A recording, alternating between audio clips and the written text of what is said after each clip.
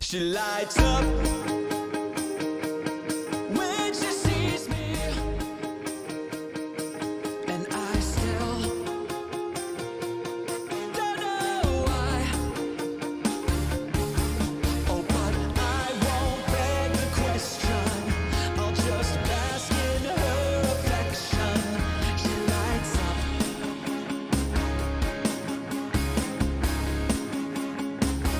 when she walks into a room and chases every shade of gloom. Must be that twinkle in her eye. Must be that infectious smile. I had forgotten what was wrong. Why was I singing a sad Screaming and song? breathing, I'm listening. Every aspect of my life is that much better by her side. She lights up when she sees me, and I still don't know why.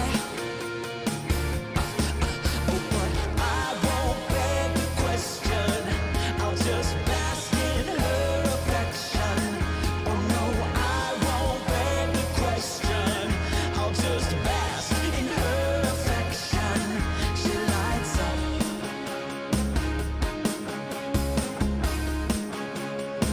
I can't imagine her not here. Improving my bleak atmosphere. That little engine never wanes. She is the reason I'm still sane. Please God, don't let me quench that fire. By dragging her into my mire. I need that ever-present bloom to cast out every shadow.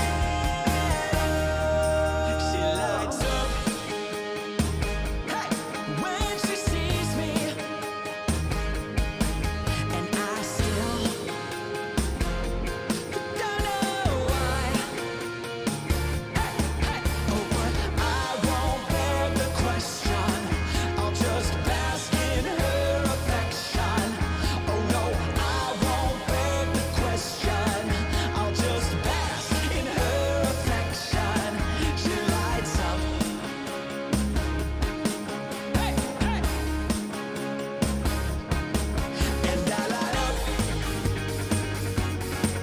And I light up.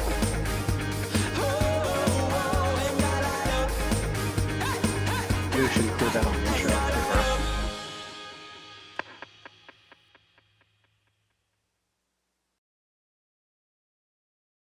Is anyone here a hot sleeper? A who?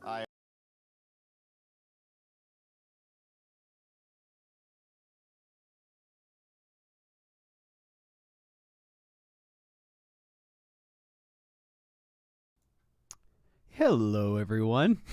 I forgot that I was on a different account. So all of a sudden, I had an ad, and I was like, wait, I'm YouTube Premium. What is this? And then it didn't work. So now I'm here with no background noise, no nothing. I don't get my ramp. No, hold on. I'm going to get my ramp. No. I'm doing my ramp. Just give me a minute. Here we go. Pretend the song ended. Fade out. And... Good afternoon, everybody. Oh, afternoon where I am, or evening, or morning, wherever you are on planet Earth.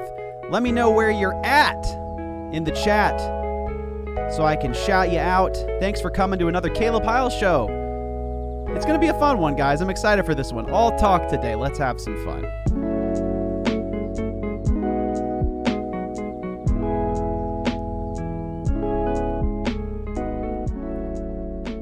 Thank you guys so much for being here. Thank you. Excited to continue the Caleb Hyles show in earnest this August. I have personally really enjoyed getting to see each and every one of you here. Every time I set up the stream, names are becoming more familiar, which is pretty cool. Also, always new faces, and what I like to do is, yes, people in the chat already saying Maine, Texas, France, Florida, Rhode Island, Kansas. Wonderful. Quebec, London, this is dope. Oh, God, oh gosh, Poland and Georgia. Mexico's in the house. Middle East. This is awesome. Wonderful, wonderful, wonderful. Thank you so much, everybody, for being here. This is super, super dope. But hold on real quick. I know I switched to a camera that's got nothing on it, but it'll make sense here in a bit. Let me hop back to this screen. So, today is a different kind of Caleb Hyles show. Today, I have a special guest with me. Someone I've known for a very long time. Somebody who was one of the first people I ever did music with and sang with. Was a partner in crime is a good word for it. I know them very, very well, and some of y'all may not even know, actually, of this person. I know you're familiar with the people I've collaborated with, but this is the original collaborative partner, the OG, the truest, the real one. Is this enough of these silly words to describe you? I'm trying to put them together. This is perfect. Can you keep going? Yeah, I A few can. more hours. I can. Minutes. Older. You know, Older. In older. fact, you said you've known me for a long time. How about every second you've been alive? Every second I have been alive. Yes, today's special guest, everyone. The special guest today is... Oh, it's coming on screen. Hold up. Give it just a second. 1 second. It's my brother, everybody. This is my brother. His name is Josh. I'm Josh. That's me. Yep, that is him right there. He's over in our hometown in Alabama right now, hanging out there. So, yeah, I was checking the screen to see if it all looks good, and I think it does. People can hear Yeah, you. I'm way behind, so I can check. Well, hi. I'm really, really sorry I'm not Anna Pantsu, the person you collab with before. I'm really sorry. I'm not even close. Yeah. Really. I mean, honestly, I'm so far removed from that. You're not wonderful Jonathan. being. No, I'm not No. Jonathan Young. I got a little bit of beard, but he's got a lot more. No, I'm That's sorry. true. Yeah. That's true. And you're not as young as him either. You're actually older. You're older than me. Wow, really? You're older than me. Wow, I'm glad I could be the gray muzzle in here in my world. How does over it? here. I'm How 31. how do you feel? I never asked like how did turning 30 feel to you? How did that feel to you? Like, It did not. I you know what? I felt my 20s were so transformative that I was ready to be in my 30s. So I was okay with it, honestly. Okay. Also, hi everybody. I cannot keep up with the chat. I but turned I'm on glad slow your mo brother's name is too, John. dude. The Caleb I know. Hyles show chat goes like ham. They don't care. They don't stop for Yeah. nothing. Y'all don't stop for nothing. Y'all are very kind. No, I hate to not catch up, and thank you. This is a Thomas Kincaid picture. Notice I like the painting in the background. Yeah, a classic Thomas Kincaid. A classic. No one's gonna comment in Curious and George. Yeah, creeping in Curious the corner. George over in the Yes. corner. Kincaid. That's Yeah. Or like the seriously Victorian bed frame, or like Right, all exactly. solid wood. You know, kind of looks That's like right. a pine cone on the you guys top. think you guys think Caleb has the money, but really, he just That- I've got the bed frame and the paintings. Look, what does he have? Some Office Depot clearance shelves back there? Really? He's got to blur it out because it's a fake green screen. Dang. That's what I- You know what's funny is there are wall mounts to like mount them to the wall, and I was like, I don't need those. And then I started putting stuff on it, and it was like shaking, wobbling back and forth. And I thought, oh, this is gonna be real bad if I walk in here and it's just cracked. It's draped over the computer screen. Everything's on the Exactly. ground. No covers or something unless is that why when you dance all your feet are on the ground you have to I shuffle around. dude, I can't actually. I don't think in my videos I can do any more like big dancing moves with this thing because it really is like a little bit unseated, and I don't quite know if I'm like, yeah, this is a good idea. I should I had dance. to cut down on the break dancing. Now a lot of people don't know, obviously don't know what you do, or frankly, like I think a lot of people's big mind would be like, oh, Anything about me. well, does he sing? Does he also have a YouTube? Like, I think that'd be a question that would extend.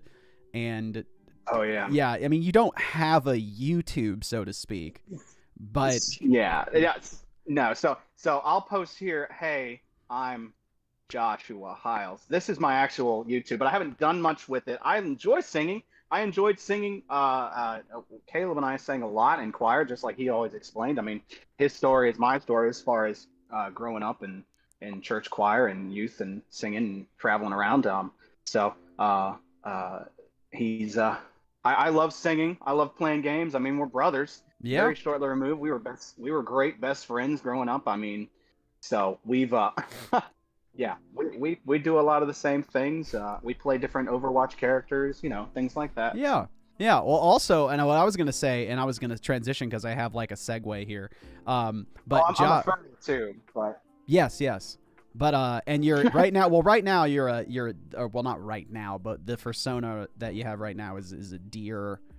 Deer. Yes. It's just a deer, straight deer. It's just a deer. It's Like, a black not and a- orange deer.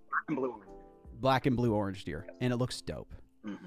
But Thank you. Yeah. you were the originator of like doing videos online. That was sort of your idea, like to let's get a camera and let's put things online. And you started making machinima back in like 2003, 2004, like really I mean, it early was on. like the dawn of Google Video and YouTube and things like that. I mean, when Red versus Blue was coming out, I mean, we didn't start until just shortly after they were making stuff. That's true. I mean, we were bouncing around and started filming Lost Lands and things like that. Yep. So Yep. yeah, no, what's funny is, when we were putting our things online and we're making the Crazy Bros things, we like put all our chips into the Google Video We did. basket. Yep. Yeah, we And did. then and then when things went the YouTube way, it was like, oh no. Well, We've you gone the wrong way. transitioned that well because you created us a YouTube account. Yeah. So Josh started doing that's YouTube, right. I doing forgot about videos for us, and the inception of doing videos in the first place was very much Josh's idea. And then when we did Google Video, which was this old uploading program that was way before YouTube, but was better than YouTube before YouTube caught up. But that's around 2006 when YouTube came. No, 2005 is when YouTube came along, and we were reluctant to move over because Google Video had like 15-minute uploads, high definition uploads, which really wasn't high definition, and just better 320 by features. 240? Yeah, 320 by 240, Yeah. which is way better. But then in 2006, you made an account for our joint channel, which was called the Crazy Bros. And then from there, we uploaded on it. Both you and I uploaded on That's it right. for 4 years. Yep. And then, continually, pretty much until it got taken down. But I started. I blew it up. Yeah, and you blew it up with a Fruits Basket cover. With a Fruits Basket anime opening. Basket cover. King's Records over in Japan just shut it down. Let me tell you, because we didn't check our emails either. we we didn't. I didn't check it. I didn't see that we were getting strikes. Oh well. Oh, really quick. I don't want to lose chats, but things in Alabama are okay. Coronavirus is terrible. And Overwatch is wonderful. We both like to play that. Mm-hmm. Yeah. So I'll just get to those and then back to what you were saying. Sure. But some of y'all haven't seen any of the videos we did when we were younger. Yeah. And you haven't seen me or him in any of those scenarios. So I figured what I would do is I would show them a video of one of the more popular videos we did back in the day. Oh my gosh. I know what you're gonna play. Yeah, do you? I'm pretty sure you know what I'm gonna play. Yeah. You'll see it on stream here in a second. We did that Numa song back in the day. That's perfect. Now the Let's quality. get another copyright strike. Here we Yeah, dude, I don't care. They can eat me. I'm pushing the line too. I'm making them money. They don't care. So we did this little dance video. This was in 2007, I think. Oh, maybe earlier than that, but 2007, maybe earlier. But Maybe earlier Probably. than that. Do you remember too? This was the day after we just got this camera, or this was the day yeah, we I got remember that camera. We set it up and just were like, you know what? Let's do it, because I think we have another version of it that we didn't upload with the camera that we had before this. Yeah, we do. And I remember we were debating which one to upload because we liked them both. But then we were Exactly. like, no, high fidelity camera. That's got to be the one we go with. That's right. It's gotta be. So squint your eyes on video. Yeah, but this upload quality, it's funny, the camera's way better quality than YouTube. Compression on videos back in the day was such a poor technology. Like, they really hadn't figured it out until Oh my gosh. like late 2010s. Oh, you're playing it. Oh gosh. Yeah, I said I was playing it. I wasn't just going to talk about it. I've got. It's way behind, so I've got you pulled up. Oh, okay. And also, I yeah, feel no, like you're- I've said this before, but I really feel like we were like way ahead of Musically and TikTok. We were. I mean, that's why I'm like, yeah, man. If we could have like gotten on YouTube and been able to like, if we were the same age, we would have been like Vine, TikTok, like superstars. Oh, I'm absolutely. just saying. Yeah. By the way, I mean, just the fact that you're doing well shows that, you know, I could have tagged along. I would have just been there, you know. Oh, yeah. fun. I mean, this is like, here's the thing. This was like 70% of comments on this video when we uploaded it were just like, you're very cringy and y'all are very lame. But now how the turntables, because this is normal and not cringy at all. Exactly. Like, to like a younger audience of like 10 to 17-year-olds, this is like, oh yeah, duh. Like, of course, we all do this, and they take it to the nth degree because they'll dress up and they'll have better edits. Like, we were all about being super expressive and looking really dumb and goofy, but we were trailblazers. We were ahead of our time. But it's like frustrating to think we had to go through like a social outcasting. Look, I never felt that way. I think we both are pretty extroverted introverts where Yes. we can handle, we don't really take that to heart No, as no, far as, no, you know, we don't. whatever. People can have their own opinion. So, yeah, so I think we had our good time and the people we cared about loved it and we focused on the good stuff and it was, you know, we had a good time and hey, it all worked out in the end. Yeah, it did work out. It did work out.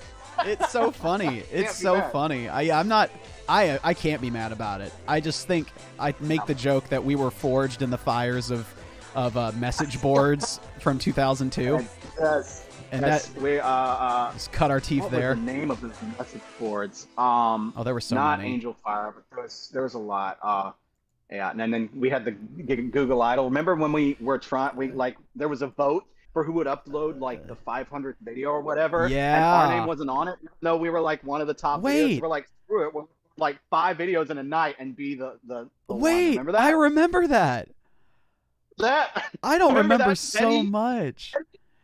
That is so funny. But we did that. But we Oh my weren't. We God. should have been on the We did. list. We should have been number. We should Yeah. have been on- That's so funny. We were like little mini Oh, celebrities in our own right, like trying to That's right. We navigate that hit early those- time. That's right. We hit those marks in that video so well, and we didn't even have marks. We just worked off our brother intuition. Yeah. No, I mean, we have so many of those videos too, by the way. Someone's like, Oh my just God. screens like, wait, who's who? And it's like, that's a very common thing that we get asked. I'm on the left. This is Caleb. And that's Josh on the right. Yeah. Look, here's how it works. Caleb had the worst haircut in the old videos, and he has the better haircut now. That's how you figure it out. No, Whoever no. has the bad haircuts, it's Caleb, and then the good ones, then me. Which really, I mean, that's what mattered Yeah. before. Man. Someone, Dusty says, extroverted introverts. I felt that on a spiritual level. Yeah. That's just what I used.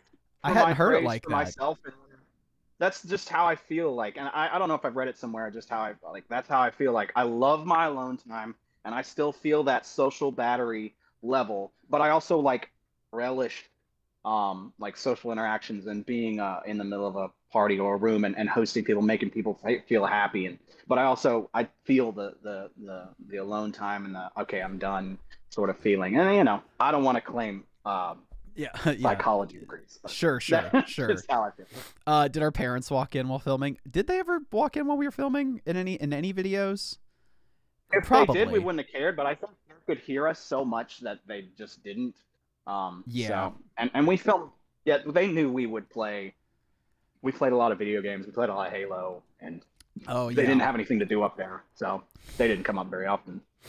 Someone has asked, sorry to interrupt, but Caleb, those headphones look sick. Can you say or write the brand or model They so are I cool. can They're find them? Well, I'm not paid to say this. I was paid at one point, but that contract has long been passed.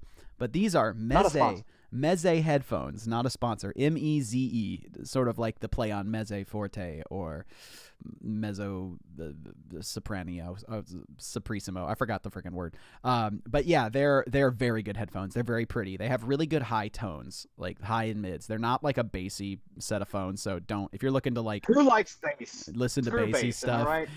then you're not going to look elsewhere. All treble in these, treble and mids. I mean, they're still good bass, but like go get a subwoofer and listen through speakers, like if that's what you're looking for. But what was I going to say? Also, I'm squishing a And if you're looking for earplug in my my hand. headsets, Yeah, they're Echo Buds. So, if they look amazing. and what's crazy too is that your microphone is through those too. That's right. That's I love insane. them. I got them on sale. That the microphone And I quality can is ask as good as it Alexa. is. I can ask Alexa questions in the middle of wherever. Dang. So that is pretty absurd. Hold on, I'm gonna move this chat. this is the box closest down thing a to little bit. Crazy Rose reunion. Yeah, And also, I was wearing the orange shirt. Caleb was wearing I think it was a white I was wearing shirt. the white shirt. That was a Where the Wild Things Are shirt because I Oh, loved that. yes. Love that book and love that movie. That's right. Yeah, exactly like that, Rayar. Exactly like that. Who's better at Halo? Dude, Ooh. that was going to be one of my questions. I have questions. So yeah, today, by the You got way, questions. You haven't got them. it's like an unofficial, unfiltered episode because it's not me asking my brother questions. It's us talking about topics. But that's a fun one I thought about asking was like, because Halo, we played a ton of Halo, and I don't know how many people in the chat were Halo players or played a lot of video games. But we're going to be talking a lot about that today because that's one of the things that you and I would talk about a ton is just video games in general. And we wrote reviews for a website. Josh ran a gaming website as recent as like 5 years ago, like before kind of passing that mantle on. So we've been, I have a Twitch channel. He has a Twitch channel. We're going to be going to Twitch after this. So gaming has been very much part of our lives. So it's a fun thing to talk about. And I haven't heard Josh's opinions on video games in a long time. But Right. who He doesn't is... love me. He loves Jonathan Young a lot more, guys. I love Jonathan Young a lot more. Is that what you said? Yes. Look, No. it's okay. I love John, I didn't get but... No, I'm just playing. I'm just digging at you. Oh. That's why you know I love you. But who do you think is better? Because I have an answer. I think we are better together. We didn't really play separately very much when growing up. So I think we complement each other. I don't remember feeling all the time like one of us was having to bring the other person up all the time. But what's your answer? I think I'm better, like a lot. I think I'm way better. Okay, as a qualifier, he does play May in Overwatch, who, by the way, doesn't really have to aim and holds down a freeze. I did play May in Overwatch. It's not that I can't. Reaper. Yeah. Ad also just has gigantic shotguns. Yeah. It's okay. It's all right. Whatever. Okay, bring up the KD. Where's the KD? No. I'm Look. just- I got level 27 Look. in Halo 2, which is not even. That's a little bit over half of what like the highest is, but that's also me just like starting beef on purpose. Look, we wouldn't know these days. We haven't played like a game where we like actually have competitive scores like right next to each other, like a Call of Duty or a Destiny. That's true. You were better at Call of Duty 100%. Like I will admit, like Call of Duty, you were way better at. Any racing game, you were insanely good at. Like that's what I spent a lot of time on was racing. But, yeah, you were all about the I- burnouts and Forzas and Midtown Madness. Yeah, you're definitely good at Halo, and maybe you were better, and I just was trying to consult my inner self to not feel bad about being. Thank you for not commenting about how much your back hurt carrying me all the time. No. I appreciate it. No, but we did though. Like I've had to tone that down, by the way, because as I've gotten over the years more and more comfortable with Kara, I slip into like, oh, like she's not. I can't just yell that you missed that shot. Like that was bad. Like I can't be like freaking why. Oh, like see, I'm with the wife where I know if I screwed up, and it helps me. It makes me grow. No, I'm over here like, what do you gotta? Why are you sitting there? Like, why are you? By the way, I don't do that anymore. I learned Did you early. get up? Did you get up and go get tea? What are you doing? I learned really quickly, and I was like, okay, you can't get that comfortable. Like, it's a game. Don't get too worked up. Yeah. But Yeah, exactly. I compensate by talking were about more all the things that went wrong.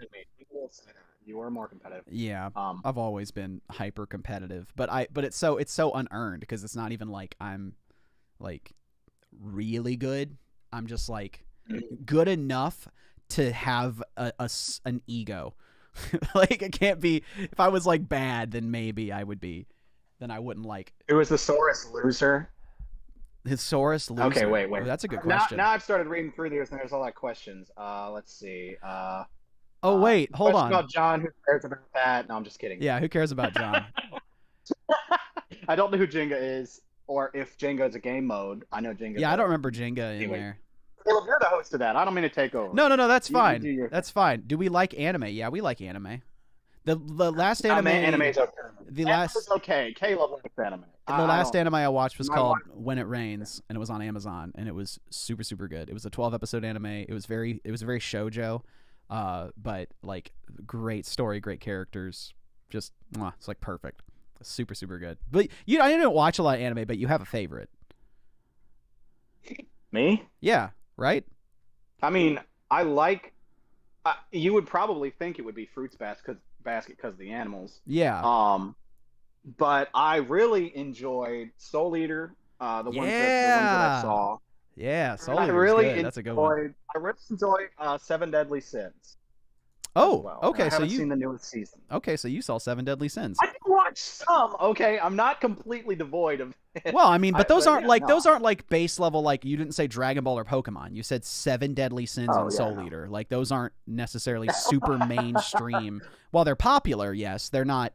They're they're not popular. synonymous with like media. Because if you said Dragon Ball or Pokemon, no one bat an Oh eye. yeah, no. Janie recently watched like the new Gundam There's a new Gundam. like post sequel. Like, yeah, with like less Gundams and more focused on people. I don't know. Someone would know. Someone in the chat would know what it is. But Dude, that's my issue with a lot of sci-fi films. That's sort of an offshoot, but like sci-fi films for me get so that's a lot of like tropey films or sci-fi genre based films. Really, I just can't get past them because they get so caught up in their environment that they forget to write an engaging character that I care about. Mhm. And I'm like, so No. cool, you're in space. Who gives a flip if your character sucks? Like, or I don't care or relate to them. The first sci-fi movie, Yeah. you need to. I'm not gonna wax about it here, but like, if you've not seen Arrival, you need to see Arrival because it is like the Arrival. Arrival. The movie. the movie Arrival.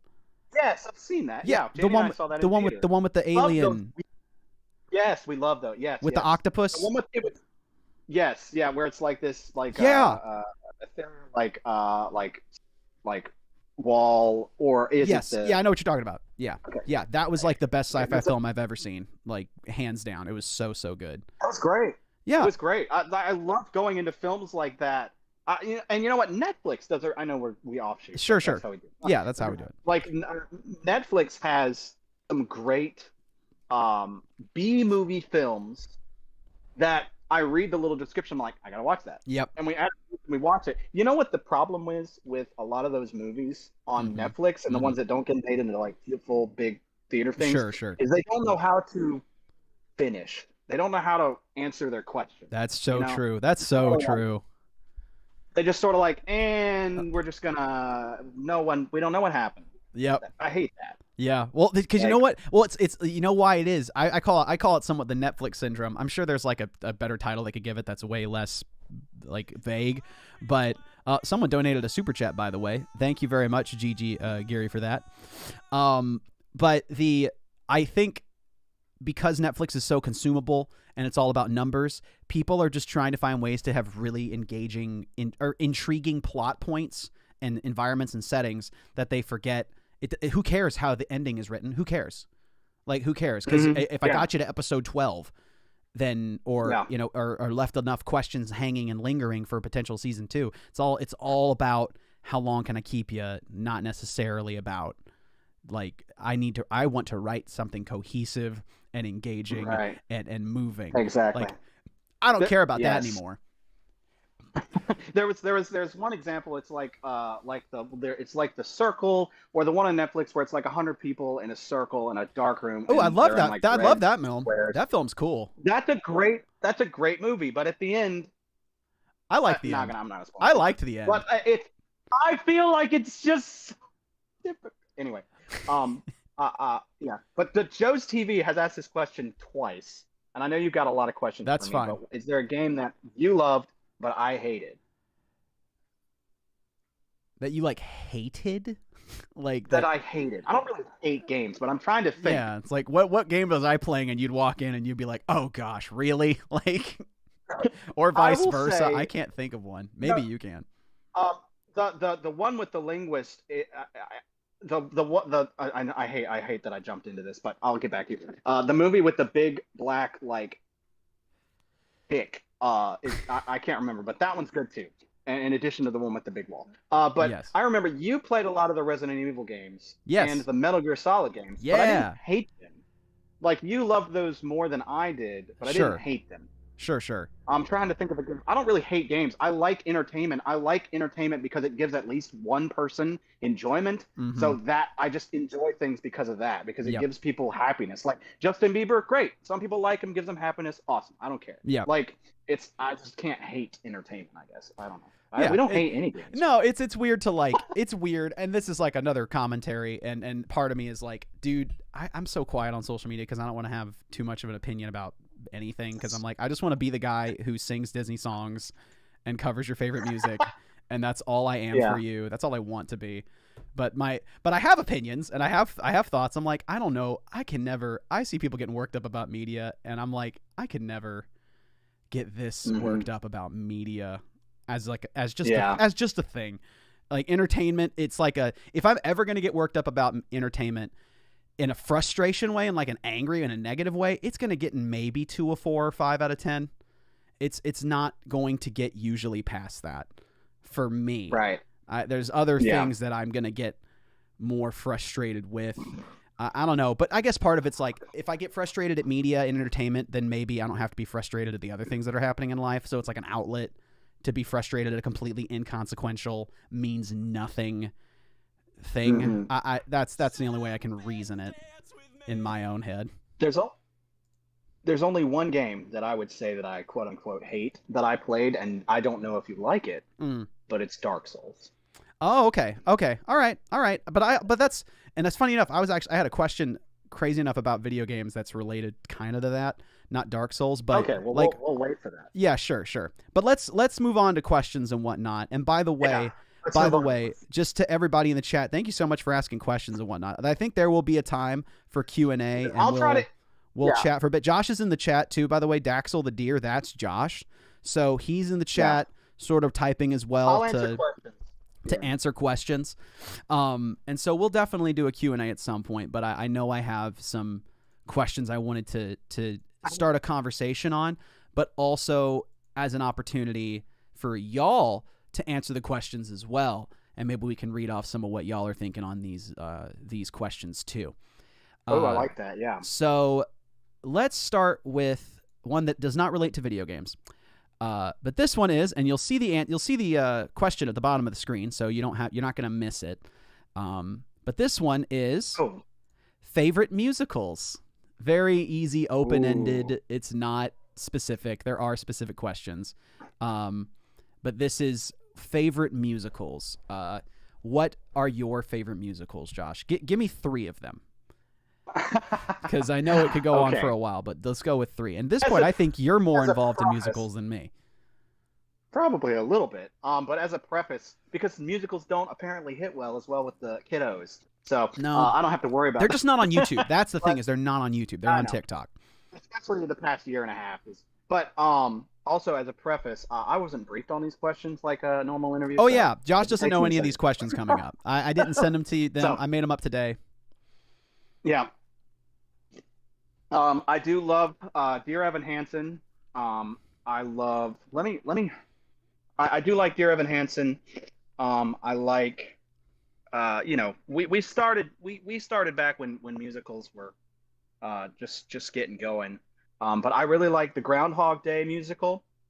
It's got a lot. It doesn't have as many songs, but Groundhog Day is one of my favorite movies. If the question is ever what is my favorite movie, Groundhog Day is my answer. So it has a musical, I didn't know and that. I really like it. I didn't know both Yes. of those. That it had a musical or that it was your favorite film. So I apparently need to go so see Groundhog whenever Day. in if we're in the match game, and ask what favorite movie, Groundhog. Groundhog Day. Got it. But it does have a musical as well, and it is good. It did not run very long, of course.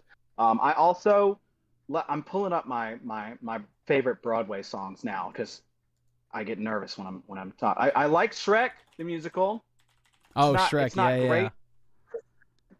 yeah. Let's see. I like The Prom, and I was very happy that they made it into a movie pretty quickly because those usually take a long time to get into. Mhm. Rent is fantastic as well. I think they just need to pay rent, but it's a good musical. I like how many different versions of it there are. Um, oh gosh, and I've watched a lot of them. I like Big Fish, the musical is good. Oh. Um, another one you probably Did you see Hades Town? I have not, and Everyone tells me I need to see it. I haven't seen it. I mean, we talked about this. Yeah. We talked about this, and it's Les Miserables is great. Beetlejuice, yes. Okay, I'm sorry, I'm distracted. Hamilton's amazing, of course. If you don't like Hamilton, you don't like musicals. Beetlejuice is fantastic. That was my number one listened to album, the year before last, I think. But yeah, Hades Town, it's just too, it all just is too despair, and it just merges together for me. And they released the songs in like piecemeal form, so I could never track on it. And they're very like secretive with how they were. I never got into it because of that. But I still want to watch it simply because apparently it's really good. And anything that wins musical of the year is probably worth watching. Yeah. Yeah, it's worth Yeah. it's worth at least checking out. You know, I think I can't remember any songs from it, but I know they exist. You know, it took me a while to get around to listening to any Beetlejuice just because it was in my ear so much. You know that it's like, if I had to list Hamilton, if I had to list without any sort of caring about how popular things are, Hamilton would be number 2, Wicked would be number 1, Beetlejuice would be number 3, and beyond that, it would be a bunch of other ones just bunched up in there all together. So Good to see you. all together, I'd be like Big Fish. I like Percy Jackson the musical, In the nice. Heights. Those are all good. Hairspray is great.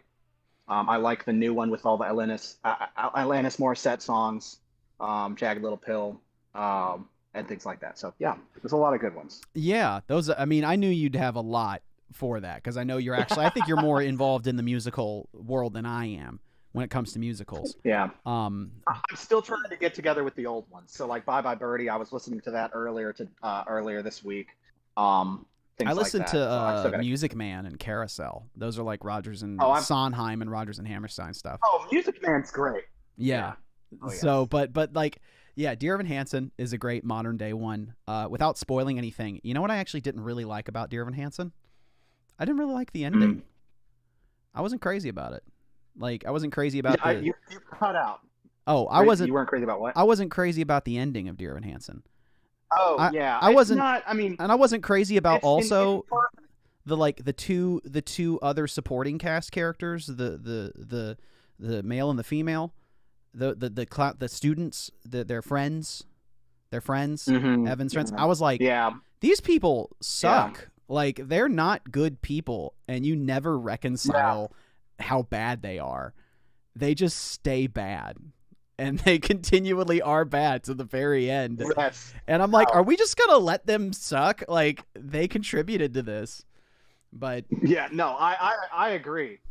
maybe the film will resolve that. Or just remove them entirely. Like, just don't have them. That's another thing you could do. Yeah. Because they weren't that funny, and they never, like, made them better. They were just always bad. Yeah. But no. So I think I think that covers it. Okay, well then that was musicals, and I see plenty of people in the chat saying things I've never heard of, like a Raggedy There are a lot. Ann Look at all these musical. people. I'm like, excuse me. Yeah. But also someone asked about Derivacat. I do know who that is, and I am very looking into covering one of their songs. The problem is, as it is with a lot of things, it's so niche. You're taking a chance because you don't know if that audience is going to be okay with like you coming into that space and covering their music, and if they're going to take to You know in the what? same I'll way. cover it. I don't care. I mean, if you here's the thing. That's why I've been looking at it, because I know Derivacat, she creates original songs for that Dream SMP, which I don't know if you know what that is. Which, by the way, you'll understand it when I say this, because do you know who Dream is?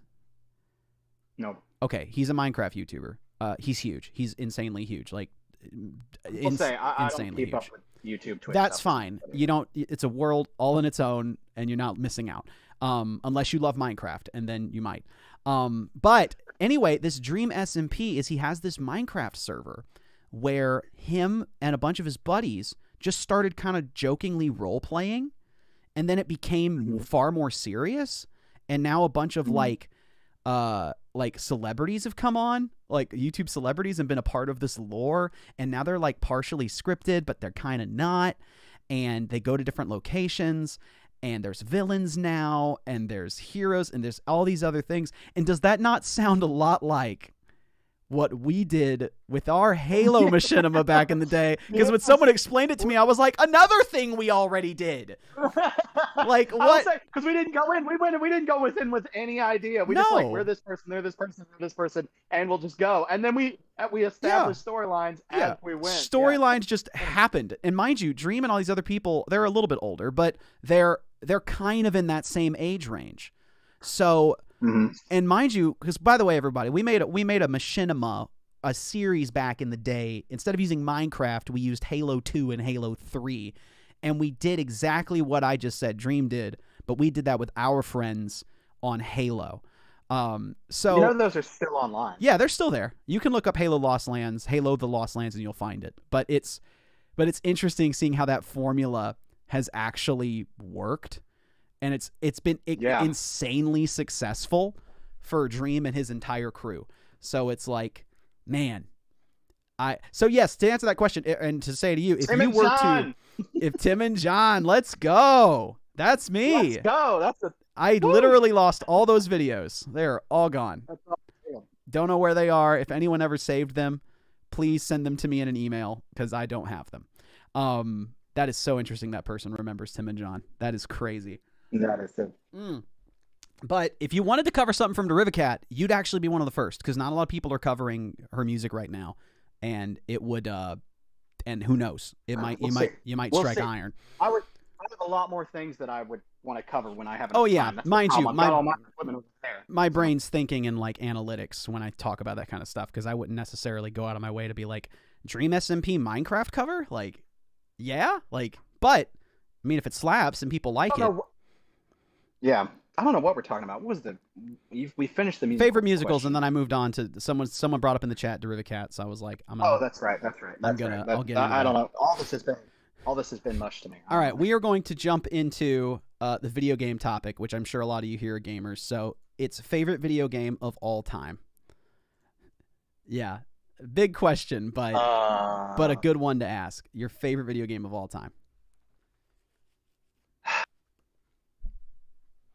Well, let me start with the easy answer without favorite. While I think the game that I've spent the most time on is the Halo series first, but actual as recorded time goes is Destiny. Destiny 1 and 2 are the ones that I've spent the most time on. Absolutely 100% spent the most time on.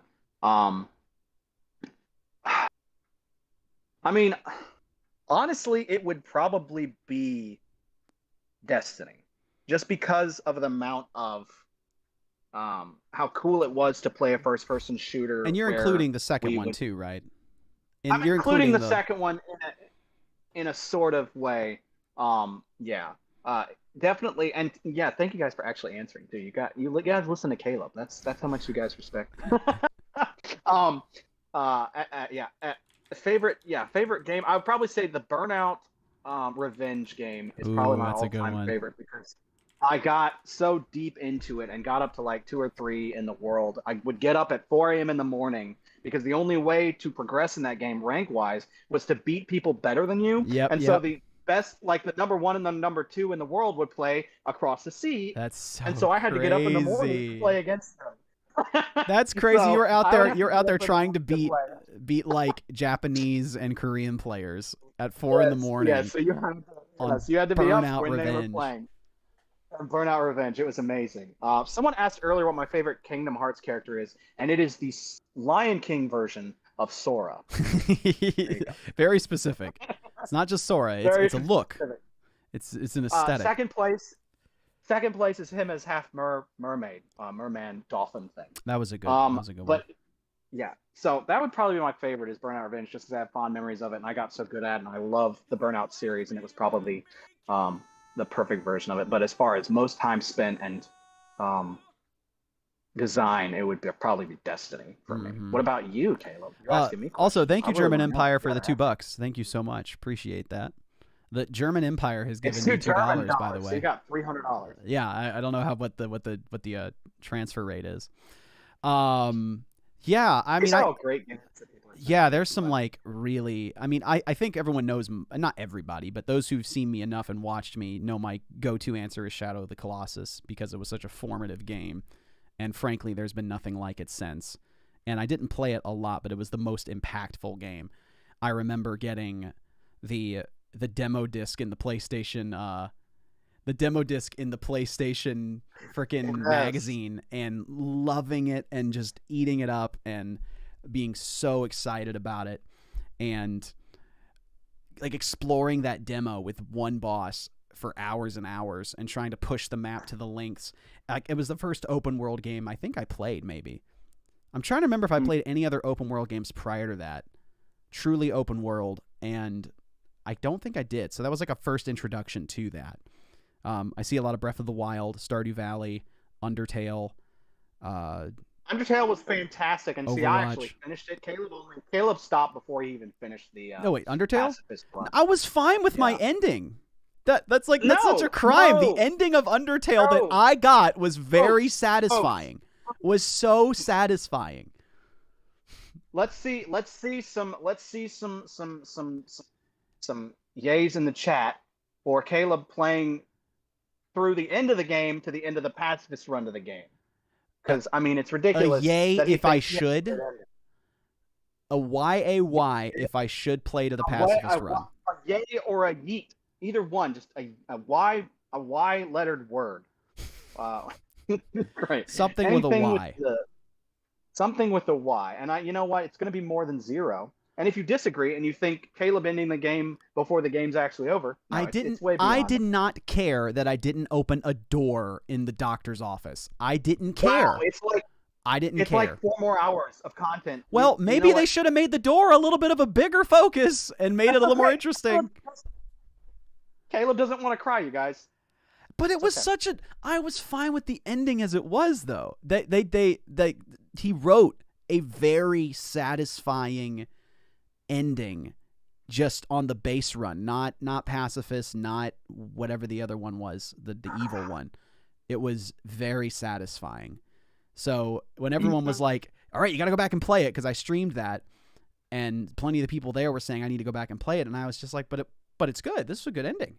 They're like, "It's not the good ending." I was like, "But it's a good ending." Like, this was well wrapped up. It was clever.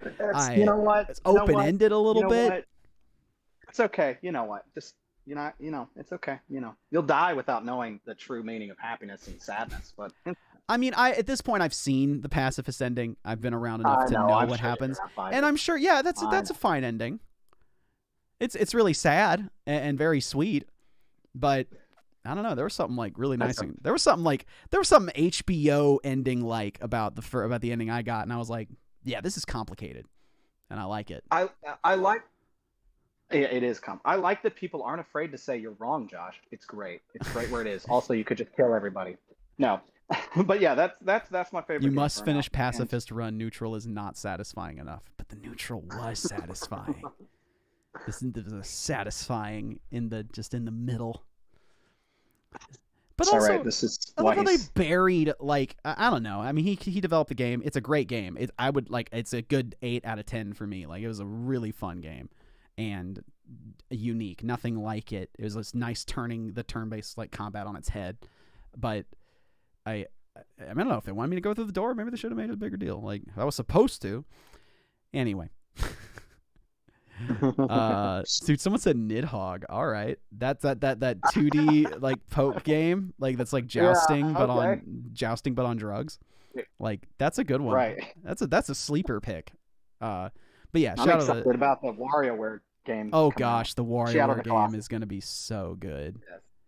Yes. That's gonna be like insanely good. Let me see here. And I got another questions. We're gonna keep it going. Thank you everybody for your answers in the chat. Super good answers. Let's see. Here we go. Since we asked this before, best Halo game in the series. Said earlier, I commented Reach, and I think that's pretty typical. But I do. You know what though? I do really like ODST as well, just because I just remember the feelings of us playing that game and just how it was so different, and it was wow. It was very different. It had an open world. New Mombasa was very open world. You could explore. There were nooks and crannies. You could kind of go off to the side and do your own thing. It was different from the series in that way. But I also think, because I went back and played ODST recently, like played through it. Really? Yeah, played through it again. That game's story is bad. It's not a good story, and the characters could not be any more cardboard. Like, it is a not good story or game, and that's Bungie. That's all Bungie, because that was their game. But gameplay wise, it's really fun. The levels are fun. But man, here's the story, by the way. You'll remember it. You're dropping down onto New Mombasa in a pod together, your ODS crew. It splits off accidentally, and now everyone ends up in different parts of New Mombasa. The story is everyone meeting at the checkpoint. That's the story. Like, that's literally they meet up at the checkpoint at the end of the game, and you fire a missile, and there's no big like enemy. There's no big bad. It's just a general mission that they had to do. It wasn't some high stakes world-ending scenario they were in. It was just like, we got to get to this checkpoint, and we'll launch this thing. Yep, that's what we're gonna do, everybody. And that's how it felt. It felt like, I mean, it was told through the story of like different times, and there was like some timeline playing around where they chopped it up depending on who you played as in the ODST, because you played as all of the members in each of the levels, but it wasn't. There's no drama like at all. But the firefights and the gameplay were good, and it has the vibe of that game. You're right in saying the vibe was good. ODST was kind of cool. It had good firefights. Thank you. Someone said I had a really nice beard. Thank you. I need to trim it. It's getting a little out of hand. We have that in common. Our beards get out of hand. They crawl up our face. We have that. His goes faster just because he's a few years behind, but mine, this is probably 2 weeks, so he's probably had his. Yeah, it's been I don't know. It's been since like late July, I think, when I got a change. What was my favorite Halo? Did you play through Halo 5? Yeah. You The played one where through it it? switches Talon like 3/4 the way through, and you're like on a like alien. Like, you're always on an alien. Dude, but, I wanted to like Halo 5 really badly. Oh yeah. I don't it- remember much about it except that it did some things in space and like a lot. Yeah. The story's really convoluted and messy, but frankly, the levels are really pretty but uninspired, and the fights are terrible, and your AI is just unbelievably inept at everything they do. I cannot believe that they made that AI. The same people who made Halo 4, which I love. I love Halo 4, but Halo 5 is just a bag of bricks dumb. Like, I don't understand how they released it in the manner they did. Anyway, I don't like Halo 5 at all. Gameplay online's fun. It did some neat things, but that story and that everything is just a mess. They have Halo 343 Studios, who make Halo 4 and Halo 5 and are making Halo Infinite, have yet to truly nail an ending. I think Halo 4's was really good. It was fine, but they really aren't great with their endings, and they really aren't good with their final fights. Halo 4's final fight was just a sprinting level. Not like Halo 3's like really cool Right, like yeah. warthog run where Everyone everything's exploding and the remembers. ring's getting glassed. It was like I gotta run fast and jump a little bit. There was no real drama to it, and avoid some enemies. And Halo 5's was the same enemy you'd fought 3 separate times, just you're fighting him again in a different area. And so that was really bland. But Halo, I think Halo 4 is my favorite. The story was really focused. The drama between Cortana and Master Chief was the focus, and it was a really like a desolate game. It felt very alone. The enemies were really cool. The whole Forerunners concept was just like it was alien. You felt very fish out of water, and they hadn't played around with the fish out of water concept in the Halo universe until Halo 4, and I loved that. It was like stranding on an alien planet, and it felt like it. You felt out of place. You didn't feel powerful. So I was a big fan of that.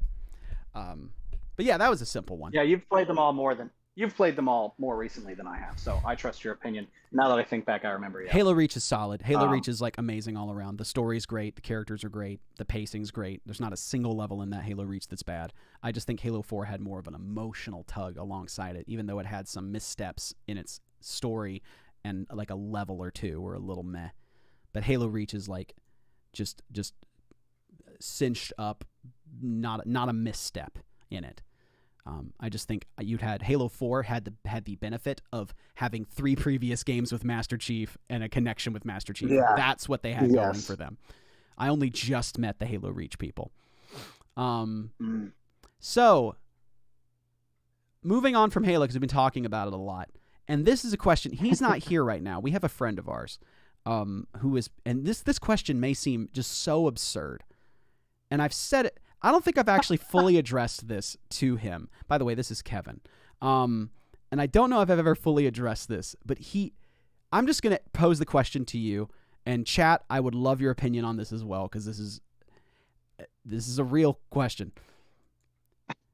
Are turn-based video games obsolete?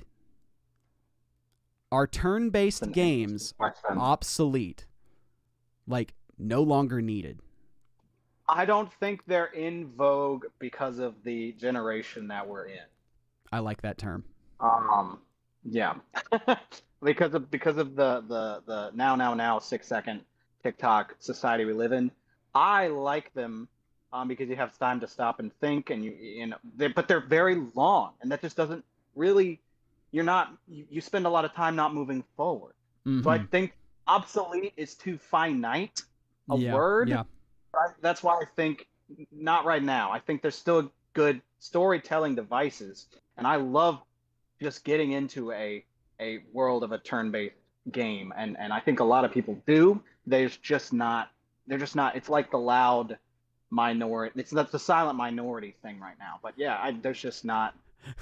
I don't think they're obsolete. And obviously everyone hates you for even saying the word. No, the chat is like vehemently against the notion of the question. Like no. Turn-based games are my history, and Fantasy Wars was amazing. And people like I love turn-based games. Don't take it.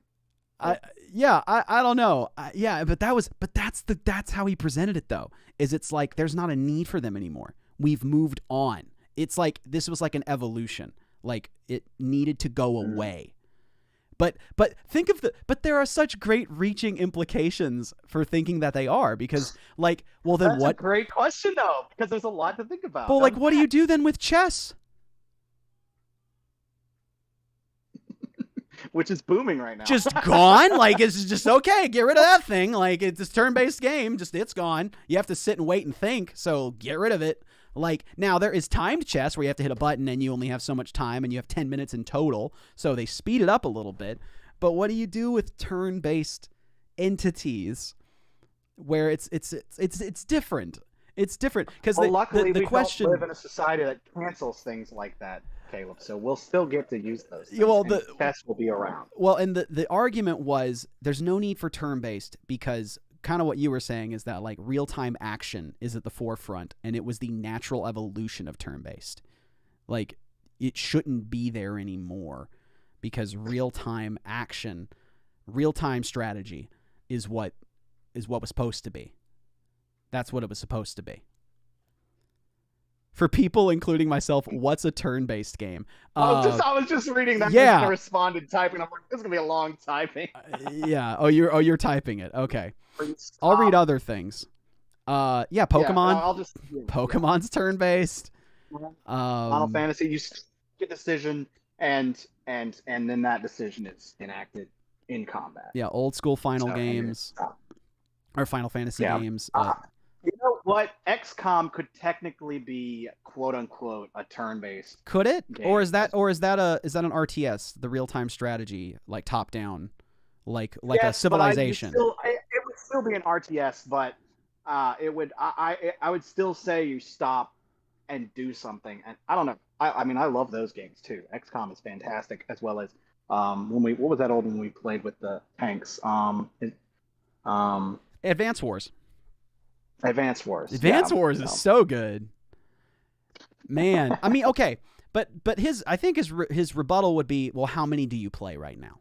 Like, and he'd be to me. Undertale is turn-based. It would be to me. Undertale does a great job of towing the line between turn-based and not. You know, because you'll do something, and in a boss fight, it's like you have to be very active. You can't just sit and think and decide. You have to avoid and be precise with certain movements. But like, yeah, I don't play a lot of turn-based games these days. Now, I was playing a turn-based game. I was playing Divinity Sin 2, and it was really, really good. It's just really hard. It's a hard game. That is not a game for the faint of heart. But the story is good. The dialogue is amazing. The characters are good. Like, that game is like just so incredible. It's meaty. It's How far into meaty. it? Finish it? No, did you finish it?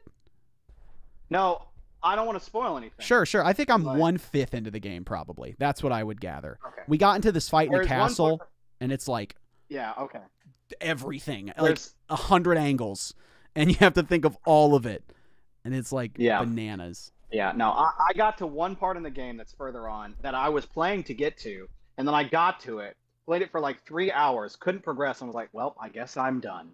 And then I never played it again. Dude, that's so true with so many games, though. Someone says Divinity's story falls apart midway through. Someone's literally saying it falls apart. Something happens later in the game that I was all there for and was waiting to happen, and then it did, and then I couldn't actually play further because it was so hard. Board games won't disappear as long as there are family reunions. That is true. I like that one. That's sentimental. No, but that was me also, with Monster Hunter is great. All those games. Oh yeah, Monster Hunter. Yeah. But that's real time strategy. Yes. But that's real time action. It's just an action adventure game.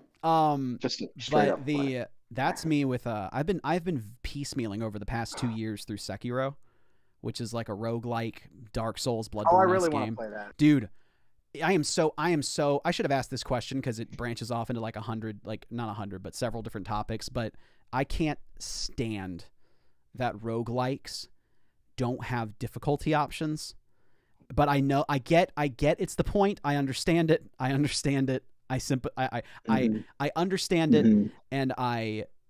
what's that old phrase? I agree with your right to say it, but I disagree. There's a better term. I forgot how it's supposed to say. But I can't because Sekiro. Well, that's why I hate Dark Souls, because any game that it is making it hard just to be hard, I don't really.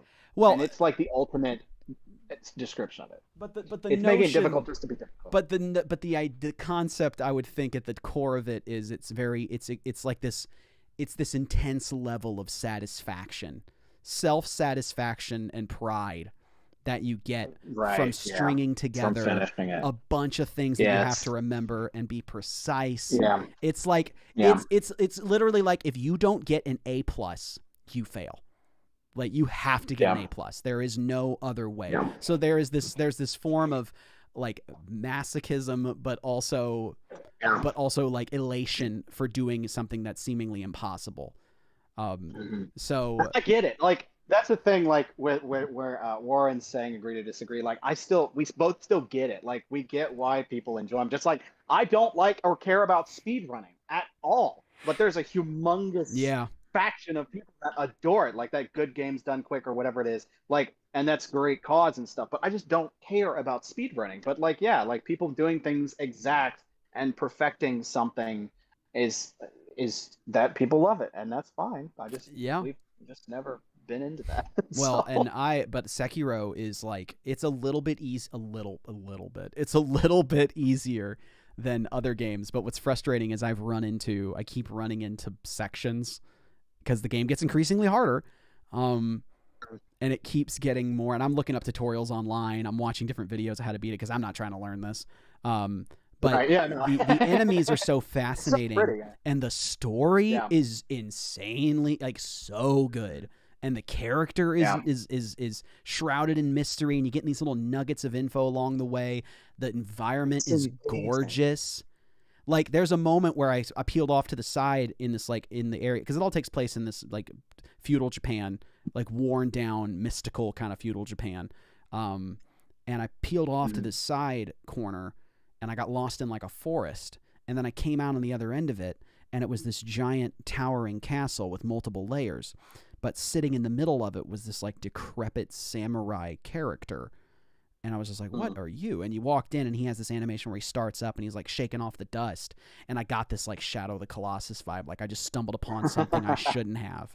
And I disturbed this ancient grounds. Right. So there's some great mysticism throughout the entirety of Sekiro that, for me, Bloodborne or Dark Souls doesn't capture. It also probably has something to do with a general affinity for Japanese culture. But it was like, that was what it was all about right there. I ran away from the fight because I was losing, lost a lot, and losing in that game is painful.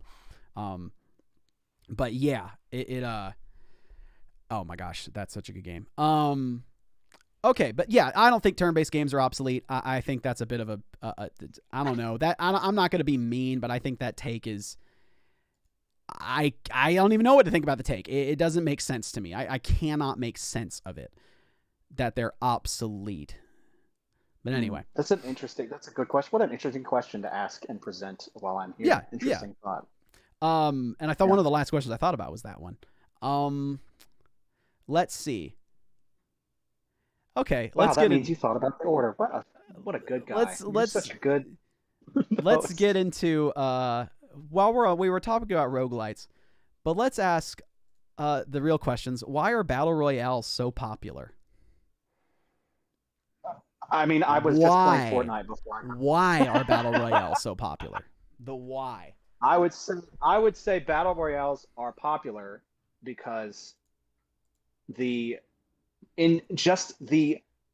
fact that if you win, you beat 99 other people, is that feeling, and that 1 versus 99, 1 versus 100, whatever, it's engaging because you won. Like, that's it. There, it's not like you got 20 kills and 12 deaths and you've got a better KD and your team won 6-5, whatever. It's you're, at the end of the day, you won. And I also think it's popular because it's very fast. You're in, you lose, you're out, you're back in. You lose, you're out, you're back in. Yeah, it's instant gratification. And a lot of these games keep you coming back. Well, that's further into it. But I really just think it boils down to people like feeling like they're the best, even if it's for a very short time. And there's stakes. There's immediate stakes. Like, oh, you're getting, you're down to 50, you're down to 25, 10, 5, 3, 2, 1. There's a definitive win condition, and I think that's why they're popular. They also can't be that hard to turn out, So, I mean, remember a Grio game or whatever, that little browser game where you're like a little circle and you're trying to get to the biggest one. It doesn't take very much to try to inspire people to just want to be the biggest, best, highest number on a chart. So yeah, that's why I think they're popular. Someone said serotonin. It's a competitive nature. You're ruining other people's games, and yeah, it's very fast and very addictive. So you just get to, like, dunk on a lot of people really quickly. Get dunked on, Karen. That's right. But I also think, conversely, on that side of that coin, I'm like, is there not some sense of like this is okay? So to make my point, I'll make the point about League of Legends, or any sort of long-standing MOBA. It's a huge investment of time into a one Yes. competitive match. So you have 45 minutes where you might end up losing. And that's a huge amount of your energy, your thinking, your competitiveness is in this one attempt. And so you end up losing. And it's like, wow, that really sucks that I lost and I spent 45 minutes and I didn't get it back. But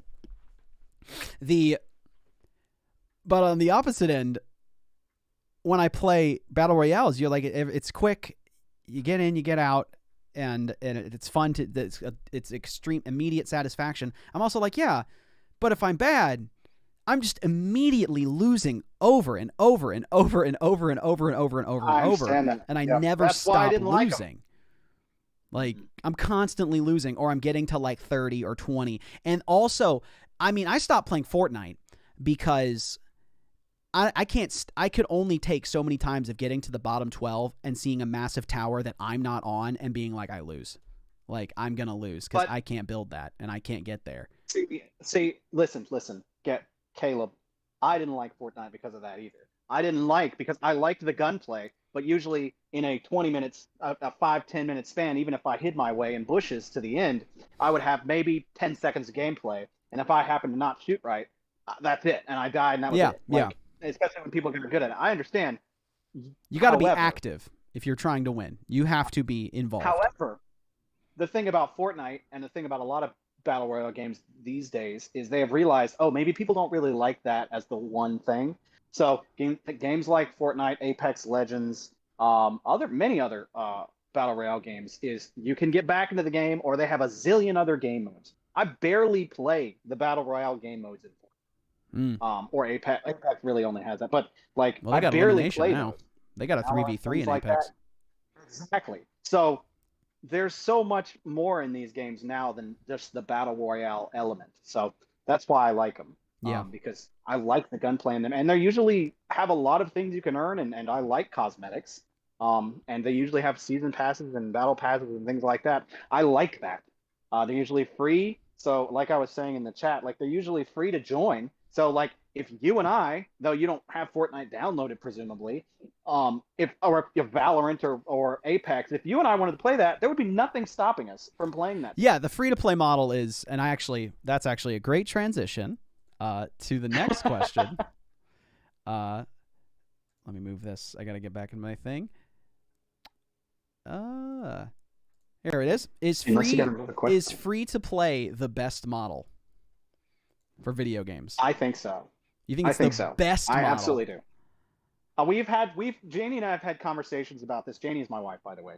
I try to say wife whenever I don't, but we've had conversations about this. I love the free-to-play model. I do. I really do, because I think that the asking price of a game of $59.99 and then the DLC model is outdated for our society and for the workplace. And a free-to-play model allows for incentive for people and developers to continue to improve upon their game. And it's an easy way to get people into their game too. So it has many drawbacks, including people originally having to pay things, but I think there has been enough pushback to pay to win things that luckily that has really not reared its head as much as it could have. Yeah. But I think that's what I'm saying. I think it's beneficial to everybody. Is it the best? I don't know. It's relatively recent, past 5-6 years. So yeah, I would say I don't know if I would say it's the best model. I would say I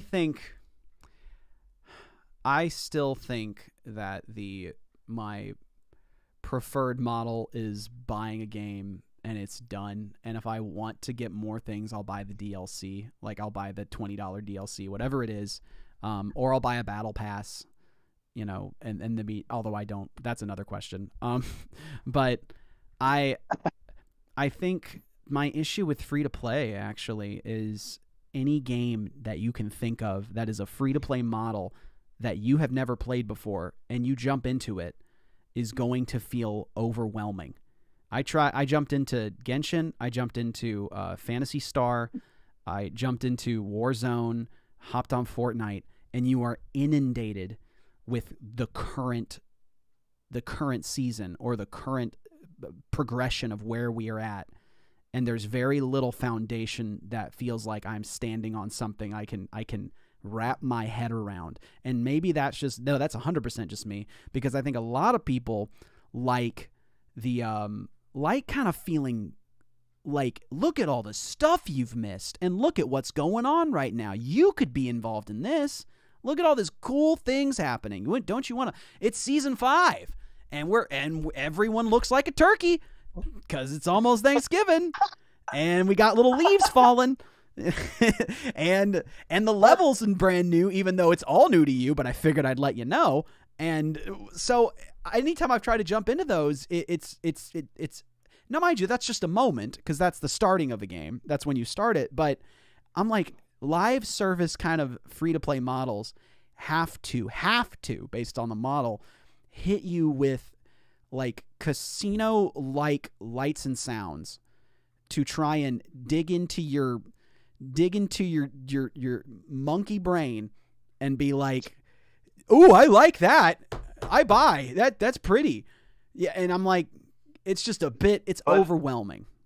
I get you. I do get you. That totally, I mean, it makes sense from someone coming into something, especially like you, who doesn't necessarily have the time or start something early, or if you jump into, it's someone. Well, who's how's gonna Destiny drink tea now? and- Like I haven't. I was at a friend's house in Colorado, and they started up their Destiny 2, and I hopped on my account, and I was just like. Mhm. And it was just Oh, all new. it's a Nothing. I could Yeah. not hop back into it, and it be like, But you knew when I last played Bungie. I haven't played But in 2 listen, years. I would say this, and you've probably got a lot more Papa speak of this. I would say this: the reason why I think the free-to-play model is good, and it actually involves what you're saying as a con, is the fact that it rewards people continuously for sticking with the game. Sure. Instead of when I hop on Destiny, how it was 5 years ago, it's not going to feel familiar to me. Destiny 2, it's not going to feel familiar to me. Fortnite, if I stop playing for half a year, I jump back on, it's all going to be foreign. That's the point. Because if you didn't mix it up, like games, you used to buy the disc, you get Spyro. Sure. If you have Spyro now, or you do like, whatever game, you're going to jump back in and you're going to have something new. I know when I'm playing Rocket League right now, in 3 months, I'm going to have a brand new theme and a brand new thing. And I'm going to enjoy the Western stuff they've got right now a lot more. Fortnite, I know they've got a new thing coming up in a month. So I'm trying to get in when I can now and enjoy that stuff because they're going to change it. Mhm. So that's what I would say. And you still have the opportunity to buy things like Sekiro, which as well is going to have your good old-fashioned DLC remake. Yeah. No, that's true. And I just don't know if it's the posing when I made up the question, the best model. I just maybe I can. Man, I just remember back in the day, it didn't take much for us to religiously play a game like Halo 2. But they did nothing other than add a multiplayer map pack that you had to go and buy, or then eventually download for us to just play that game over and over and over again because it was so good. It didn't need to be updated or live serviced. But now, that's the norm. So you're catching people. I mean, Minecraft too. My gosh, it feels like a whole new beast when I hop on that game. But now you can have people hop onto a game and that's their game for a long time. Like that is their game for years and years because they keep the content fresh and it just never stops. It never ends. And you don't have to play anything else. You can just stay in this mode.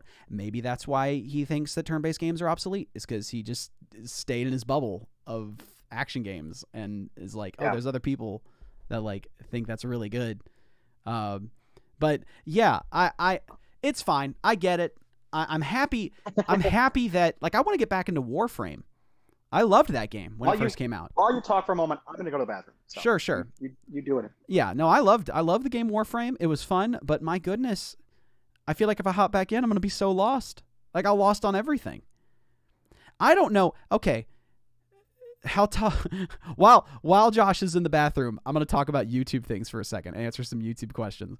How tough was it to make Megalovania, says Owen? Extremely tough. That was an extremely hard cover. Singing it was difficult. All of it was hard. For Rich playing it on guitar, I know it's pretty difficult for him too. So that was not an easy one. Not at all. I love your music. Also hate those games. That's funny. No. Yeah, sure. No, I get the idea that free-to-play models are in such a way because there's no barrier to entry anymore. You don't have to pay any money. There is no give me $20 or give me $10 even, and then you can play. It's just literally you can download it and start it up and have a good time. Like, it's amazing that there are games right now like Splitgate that came out that are just fun immediately, and you don't have to pay any money for it at all. Like, that's pretty cool. Like, that's a neat thing that you don't have to pay for that. I mean, I'll probably be right up there with the people who's just, I'm going to learn what a battle pass is at some point because I'm playing Halo Infinite when it comes out. I was on the flight, so that's super good. So would Josh be open to an art gift? Josh, would you be open to a gift? Absolutely not. It depends on if it's a picture of it doesn't. Absolutely not. I would not be against. I'm open. Yes. Yeah. I was like, absolutely not. Like, you don't want a gift? Like, this person wants to give you a gift. No. Yeah. I'm flattered. Okay. Let's see. Let's move on to the next question here. And we're going to move over to Twitch here after like a couple more questions, and we're going to play some games there. Let's see. And also, we're going to move over to Twitch. And also, if you wanted to ask more YouTube-related questions, which is the irony of this, if you want to ask more YouTube music-related questions, when we go over to Twitch, I'll be a little bit more active in like a Q&A format and answer questions that you guys may have had about YouTube. So please, once we move over to Twitch, that's where I'm going to be answering those kinds of questions. Here you go. Hot topic question. Are loot boxes gambling? Mm-hmm. It's just a question to pose. You've been answering first every time, so I'll answer because I had time to think about it. I think it's yes. I think it is gambling. I absolutely think loot boxes in some capacity are gambling because you don't know what you're going to get and you're paying money for it. And in a lot of ways, you're paying real money for it. I play a lot of 2K, which is the basketball game, and their system of paying money for cards, for like random cards for better characters that you play with against other people is like, yeah, I'm gambling. Like, I don't know what I'm going to get. I don't have a clue what character I'm going to get. Genshin Impact, when you buy, it's a gacha game. I mean, that's literally in it. It's in the title. And is there, and I asked the question, which inevitably leads to another question, is should we have it? You know, because like how many people are playing? Genshin's a T-rated game. You know, Fortnite's a T-rated game. Oh, actually, is it T or is it A? I don't recall. What, Fortnite? Yeah. That's teen, right? I feel like it's teen. I would have to think it's teen. But anyway, that's sort of my thoughts briefly, but what are you thinking about it? This is a discussion from like 3 years ago, but I think it's definitely gambling. But, yeah. So then I guess the question is it wrong? And whatever wrong is for someone, it's different, but I do not think it's wrong because we are humans and we enjoy shiny things. Maybe that's the question mark. You don't know. It is part of fun is the unknown and the mystery. That is just how it is. We love buying, doing the crank pachinko things or however it's said. We just like mystery. We're okay that we might not get something we like, but the chance of getting something we do is what it is. Now, as far as the argument of whether we should have kids doing this, I just think it's just naturally where it's going to wind up. You can't guard people from it forever. Mm-hmm. We buy McDonald's cups with Monopoly scratch-offs. Is that gambling? I do think it's gambling, but I don't think it is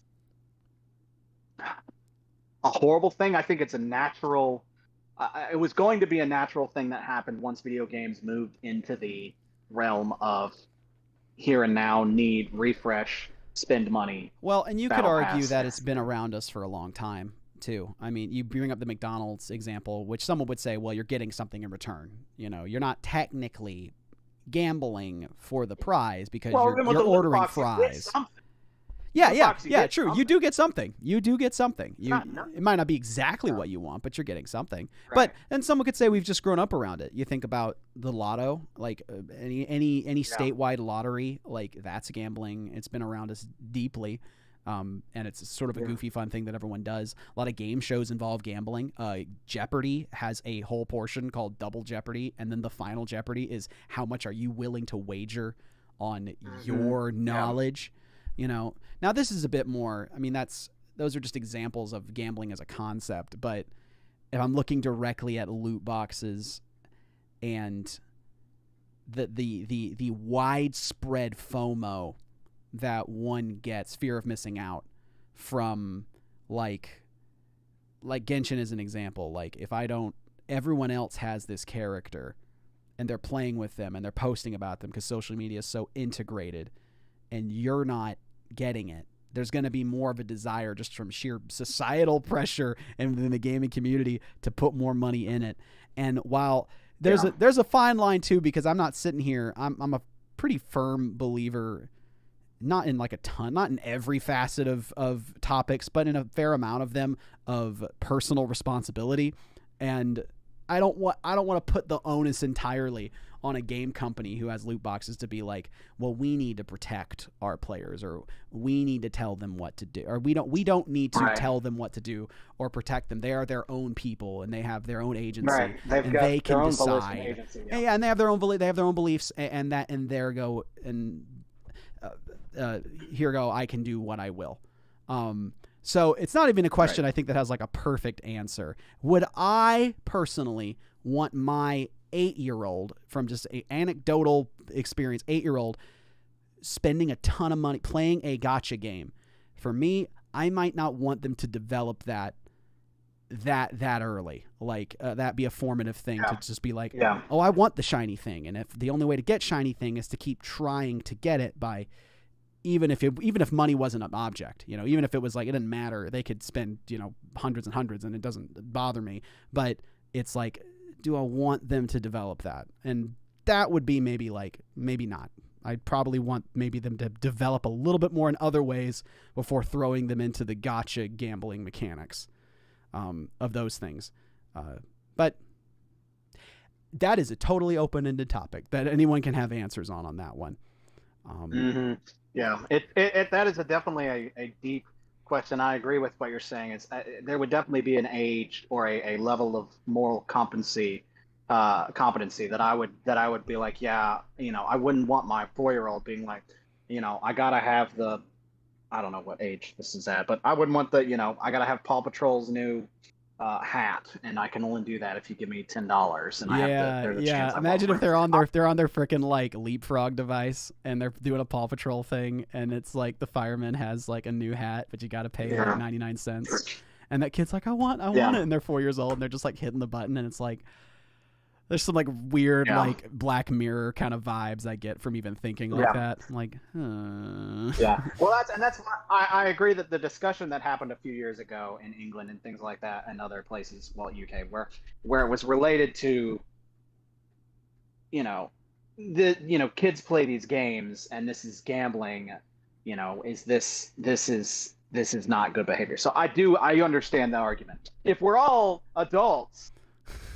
It's what it is. If we're all adults, I mean, I can talk about how like I don't think it's a healthy thing, but that's as an adult to another adult, to be like, hey, be careful, because it can be really, really satisfying, but to a child it's like, I don't even think they know the difference, and I don't want them to develop that necessarily. But that's we'll move on to a fun question. I like that one. That was a good question though. Good discussion stuff. Also, I'm getting a knock on the door. What's up? Can I show you my wreath?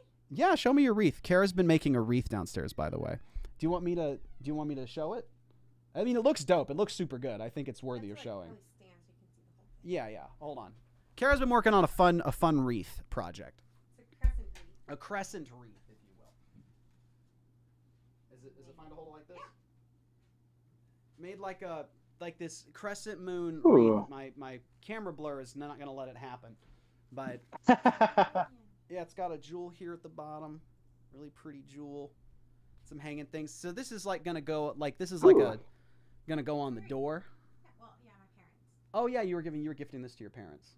But yeah, fun crescent wreath. It kind of looks like a it's got like a cornucopia vibe, but also like a Swedish festival kind of vibe, like a midsummer kind of vibe. Midsummer dream. It's really pretty. I love it. I love the explosion out of like cool to warm colors. That's really nice. You did a great job. I love that very much. I kind of wish we could have one, but your parents can keep it if they'd like it. Make another one. Oh, you're gonna make another one? Dope. Yeah, Make it for us. What kind do you want? I'd like that one. Maybe bluer. If we're picking one, I like blue. Want a blue one? Yeah, like a blue one. Hi, chat. Kara says hi, everybody. How is everybody? How's the chat? Oh, it's going well. We're talking about all gaming topics and hot button gaming topics right now. Oh, that's fun. It is fun.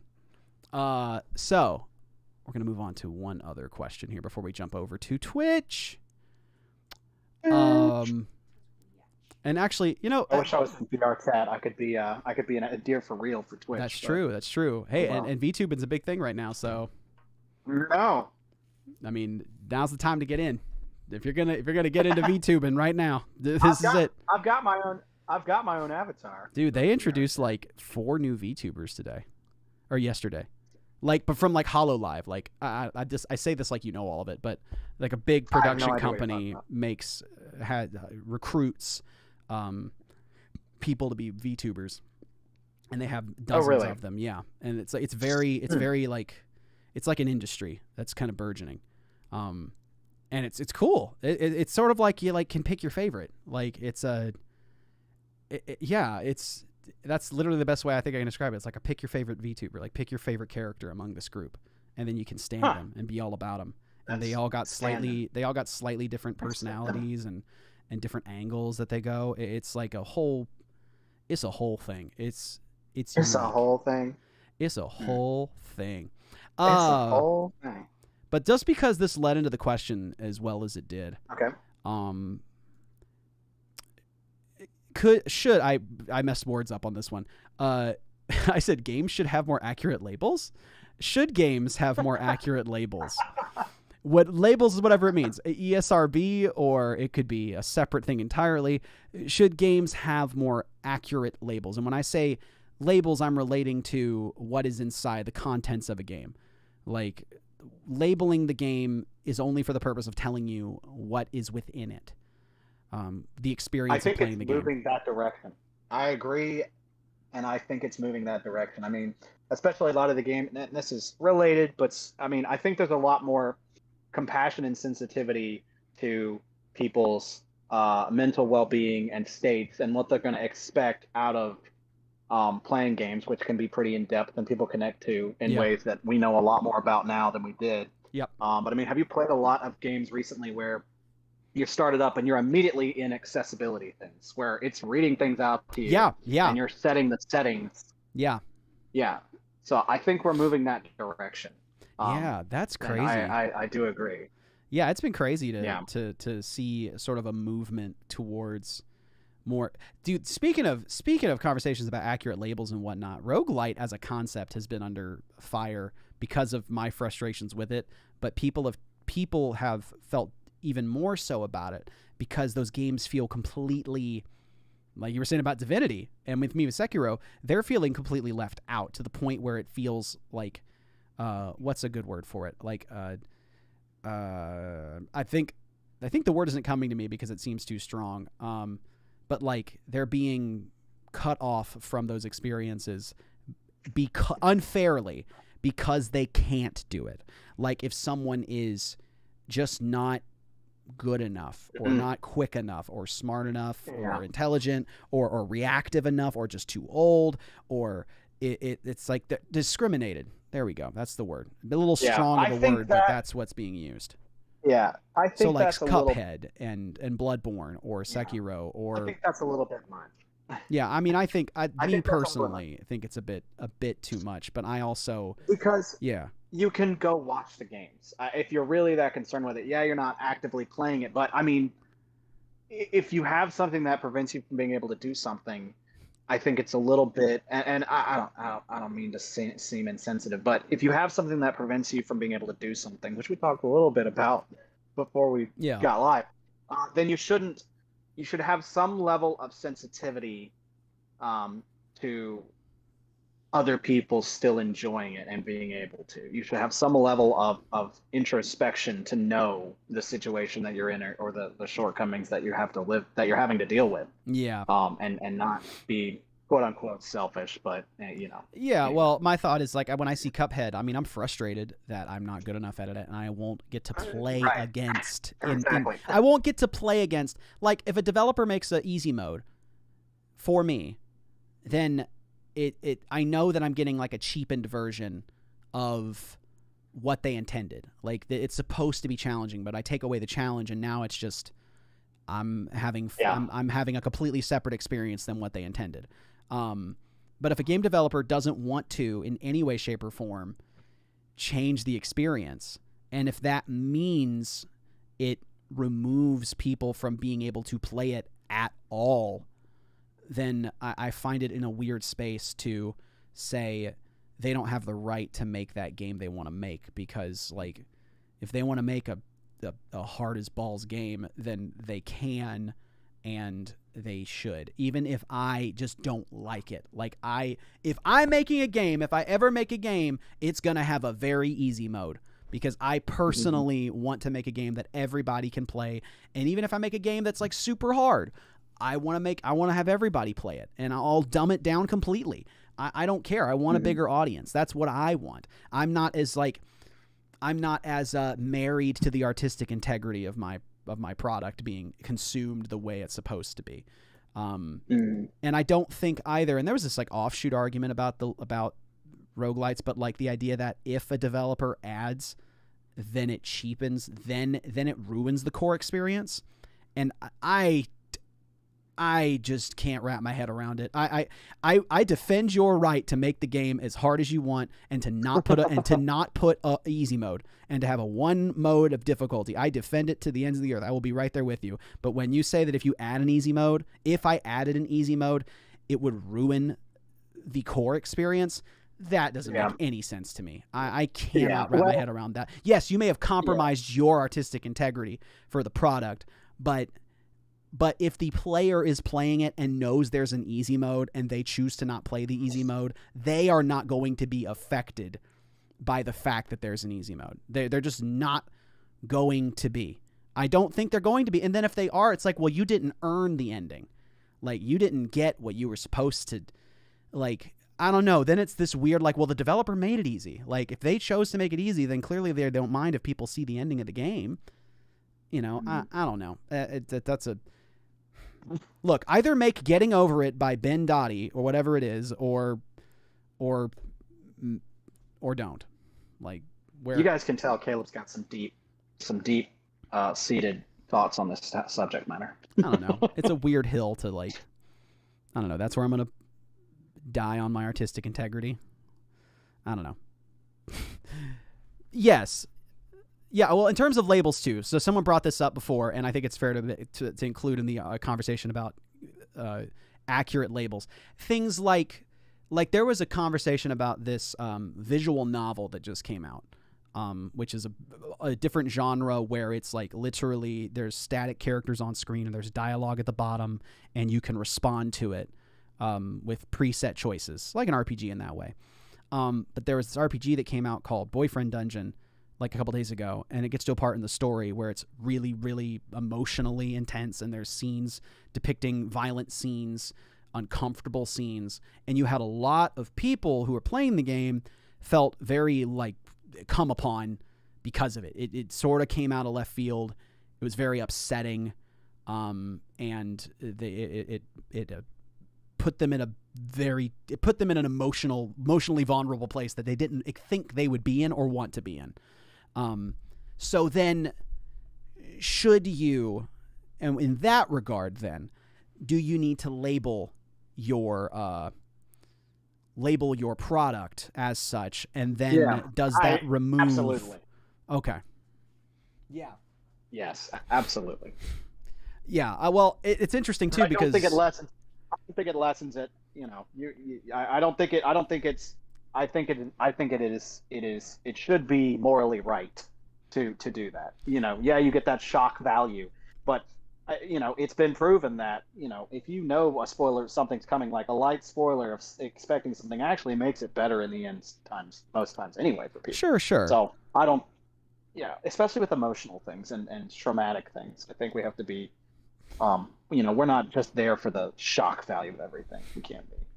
Yeah, well, and to add somewhat of a pressing against it, is there something to be said for, like, the shock is, there's such a, it's very personally defined as, like, what is shocking. So like Doki Doki Literature Club, which I think you've played, or you've at least seen. I have not, but I want the new thing, the new version on Sure. PS, 5 or 4 came out, It so I wanna has, play that. it does have a one warning at the beginning of the game about psychological situations and uncomfortable situations are in this game, and you're like, okay, and then it just moves on and it doesn't bring it up again. And I'm sure you've heard enough about Doki Doki Literature Club. Yes. Have you heard enough? It's one of my favorite songs that you've done. I wouldn't want anything spoiled. I know Have that you stayed away from everything? Yeah, well, I know the general themes, but I have stayed away from what actually is involved. Okay, but sure. I do want to play it. Yeah. Sure. I don't know any twists or when they come about, but I do know some of the Yeah, themes that are. but and my question, I guess, would be is how, well, then, if we're in agreement that there needs to be some form of, like, we're dealing with themes about self-harm or drug abuse or traumatic or abusive relationships, how deeply does one need to go? Because in the M-rated games, on the back of the boxes, it says something along the lines of not suggestive. It does say the word suggestive themes, but that's for a separate one. But they do have something like difficult scenarios. They have something like that.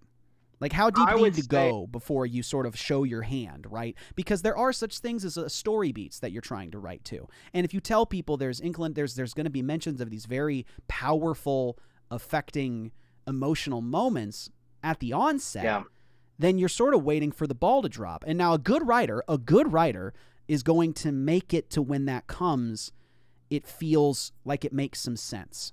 Like, yes, it'd still be shocking because of what's taking place. It's supposed to be. But a good writer is going to make that feel earned and not feel like a slap in the face to the audience. I guess you have to weigh how much you're willing to be considerate for people who are going to benefit from that, to the people, like, benefit from that in a not harmful way, the people who are going to benefit from it in a pleasant way. Is it worse to be worse to the people who are going to get a pleasant experience, or worse to the people who are going to get a worse experience, bad experience out of it? That's what you're weighing. And I listened to a podcast the other day where they're like, they pretty detailed. They don't detail, but like they're like, it's going to be animal abuse, violence to women, and some other thing. And I was like, okay, that's pretty specific, but it's not like, you know. And I did expect those things, and when they came up, it wasn't a surprise. And so that was, and I was like, oh, whoa, okay, you know, do I want to listen to this? It was just as a precursor. It was an old, like, Arabian 1001 Nights story. Sure. I'm not out here listening. Sure. Yeah. But I get what you're saying. Yeah. Like, when I heard the disclaimers, I was like, whoa, because that was different. I had not heard something where it went that detailed. It's a good argument, but I would lean towards being a little bit more open, because, you know, I heard animal abuse and I was like, oh, what kind? I mean, you know, there's some themes that even I'm like, I'm not going to lean towards if I've got other options. So I think I would lean more towards that level of detail, like self-harm, you know, like ex abuse, or, you know, but some old family. Yeah, I think a Sure. level of detail is good beyond Mm. just like difficult situations or emotional times. Like Yeah. Well, and someone says, Zeno says, then at what point is the player viewer? At what point is viewer / player subversion allowed to exist, like tonal shifts and whatnot? And I think I do like what someone had set up about like revealing what you want, or skip to this point, or if you don't want this revealed, do that sort of thing. It's not always possible, but I do like that. Well, Option. yeah, and I think to some degree that's slippery sloping into that scenario It where is. when does it stop? And I don't know if if it would come to that, like literally every piece of potentially upsetting scenarios gets addressed. I think the problem is because, and admit it's true, trauma is as unique and unique to each individual, that trying to account in a piece of art or media, which is kind of the same, for all instances is nigh impossible. And there's no hard agreed upon set of traumatic circumstances that exists in media that people can look to and say, okay, then anytime these come up, we need to really make sure these are known. No one has come together. The ESRB hasn't gotten together. No union has come together and said, these are the things that we need to label actively. To have and you're saying, shouldn't someone do that? That's not a bad idea. Yeah, I think that's fine to do that. I think that's okay to include those things. I'd be fine with it. And in a way, maybe have a place to go look at it. Like I like as far as thinking about what Zeno says, like how much does revealing something take away from the art? Yeah, and I think that. And I think if you're gonna reveal things, I think you need to allow people, right? So like if you what's the word? This is like getting really, like if you're doing physical media, right? And on the back of the box it says M-rated and it shows you basic things like violence, language, gore, suggestive themes, drug use, things like that, like very basic stuff. But then to the left of it is another box that the sleeve of the case in this box is actually like blurred out. It's like a sleeve built into the sleeve is this blur.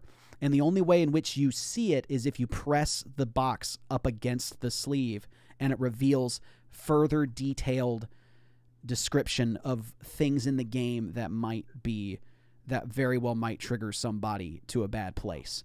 Or if you're playing online, like Doki Doki, there is a well-known area that's right along with description and players counts, or how many players play, what the rating of the game is, its resolution, all of that. It has like a subtext that you can click on, actively click on, and it drops down and shows you whether there's nothing. There could be nothing there. You'd have to integrate this across, like the spectrum of all games. You'd have to have a box for triggers. And then you'd click it, and then it would show you them. Or there'd be none. But you couldn't, to maintain the integrity of a story, which for me, that's always where I'm kind of in this weird place where I'm like, those things should still... People write stories with those moments in mind because it's their story and know how deeply affecting it is. And when it happens, it's supposed to be something that is surprising and moving, and a lot of that comes with the shock of the situation, if done well. So you would need to integrate something like that across the board. So if the person playing the game wants to have that revealed to them for their own safety, their own emotional well-being, they can. Because otherwise, I think to some degree it has in some ways just spoilered things to some degree for me. But I would also say in that case, then I have the privilege of not being affected by, at least in the same way that someone else is, that I can have that problem in the first place. But that's how I would integrate it for a wide audience. I like it. Yeah, I think we've delved deep into this. Yeah, we I feel like we came up with a solution. Like there it is. That's how you do it.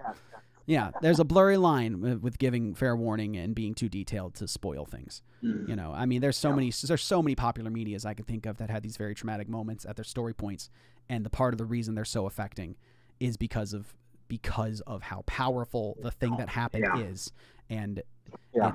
it's great. It'd be like if you walk, to some degree, if we're talking about intimacy in art and how much one enjoys it, and you get to meet the main character, right?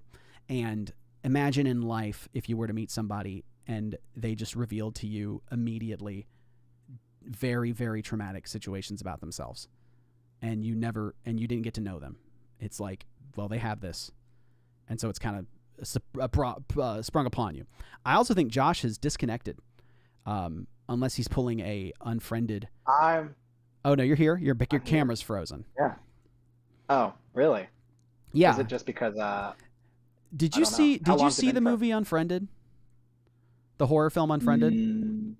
No, I did not. If you like sort of I have not. POV, like point of view, handheld films, you and like horror films, you really should watch Unfriended, and the second one too, I will. because I will.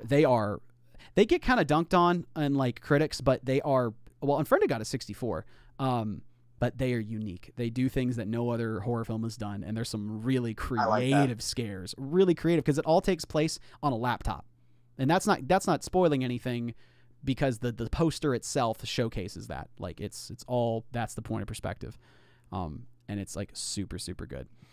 What was I going to say? Anyways, we are going to transition here for a little bit. So if y'all have been a part of the Caleb Hyles show, then you know that at least in this month, what we've been doing is we've been going from YouTube over to Twitch. And a lot of people here have been curious, obviously want to know about, my channel and what I do, and have questions about YouTube. I love those questions, and I never mind answering them, many times over. So what I'm going to ask y'all to do is give us 5 minutes, because we're going to go over to Twitch. We're going to play some games. I'll answer some questions about YouTube and things like that. But if you're enjoying what you're seeing and you want to know more about YouTube and what I do, hop on over to Twitch. My Twitch channel, by the way, just to clear up some misconceptions about Twitch, because truly there are misconceptions about Twitch. You do not need an account to watch my Twitch stream. You don't have to make an account. It's not hard to make an account, but you don't have to. You can just click the link, go to Twitch, and you can watch me. It's very, very simple.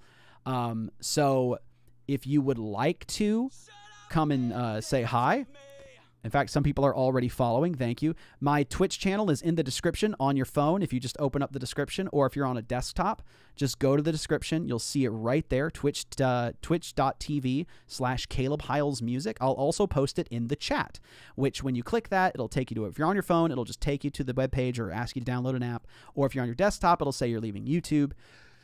Excuse me. And I'll talk there a little bit more about YouTube, a little bit more YouTube questions. I'm sure Josh doesn't mind. And you might have your own thoughts, too, about any sort of YouTube things. And we'll be playing some games this time, I actually think. So there's definitely a desire to path to partner over on Twitch. So if as many of you can come over to Twitch and hang out with me and throw me up in a tab, you don't even have to be active. Just throw me up in one of those tabs and just keep me there. I would greatly, greatly appreciate it. It would help me do more streams on Twitch and make that partner path, and maybe have it be another source of revenue that I do there. So all that being said, I'm going to post that link in the chat right now. Just spam it a couple times. There it is. It's also in the description on your phones. On your phones, just click on the description. If you're on your desktop, it's in the description as well, or just click on the chat right there. Give me about 5 minutes. Give us a little bit of time. We're going to head over there. I'm going to switch my OBS over to Twitch. But that's where we're going to be streaming, everybody. I'll post another one because some more people are coming in. Caleb Hyles Music, twitch.tv/Caleb Hyles Music. Probably going to be playing some Pokemon Unite, I think is what we'll be playing, Josh.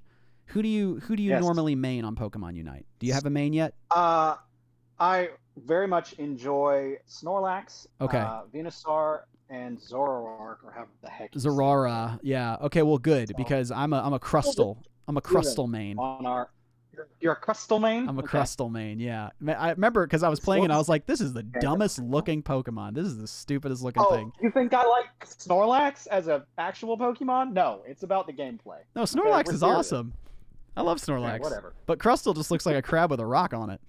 Like a big rock. Yes. They didn't even try with that Yeah. But yes, hop on over to Twitch, everybody. We'll be over there to talk YouTube and play some video games. Like I said, give me some time. Much love to all of y'all. Head on over there, everybody. I'm going to throw us into a stream starting soon here. Close that up. I'll play some outro music while we get this thing set up. And yeah, head on over there, everybody. Throw us up in a tab. You don't even have to be present to watch the thing. Just keep us up over there as the path to partner on Twitch begins. Much love to y'all. Thank you for coming out to the Caleb Hyles Show. And see you over on Twitch. She lights up when she sees me, and I still don't know why. Hey. Oh, but I